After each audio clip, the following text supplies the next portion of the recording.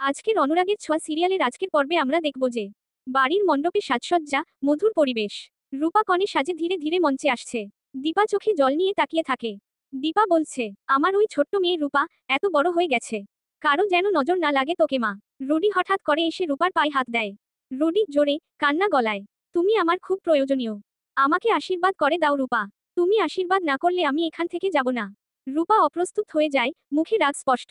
হাতে থাকা plate glass কাঁপতে থাকে। মনে মনে বলে, রুডি সব জেনে বুঝে করছে, নাটক করছে। হঠাৎ রূপা হাতে থাকা প্লেট গ্লাস রুডির মাথায় ফেলে দেয়। রুডি চিৎকার করে ওঠে। রুডি বলে, আহ, মাথা, রক্ত। মাটিতে বসে পড়ে পরিবারের সবাই চমকে ওঠে। দীপার কাকিমা ছুটে আসে। কাকিমা রেগে বলে, রূপা, এটা কি করলি তুই? আজকের এই শুভ দিনে রুডির মাথা ফাটিয়ে দিলি? রূপা কাপা গলায় রাগ আর অভিমানে বলে, আমি ইচ্ছে করে ফেলিনি, ও আমার পা ছাড়ছিল না, তাই পড়ে গেছে।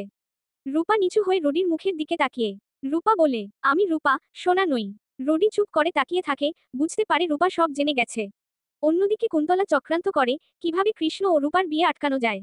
মনে মনে হয়তোবা ভাবতে থাকে, কিভাবে রূপাকে কিডন্যাপ করা যায়। আজকের পর্বে কি হতে চলেছে, সোনা ও কৃষ্ণের বিয়েটা কি হবে? দেখতে হলে চোখ রাখুন আমাদের ইউটিউব চ্যানেলে। আমাদের চ্যানেলে নতুন হয়ে থাকলে অবশ্যই সাবস্ক্রাইব করবেন। সকলকে ধন্যবাদ।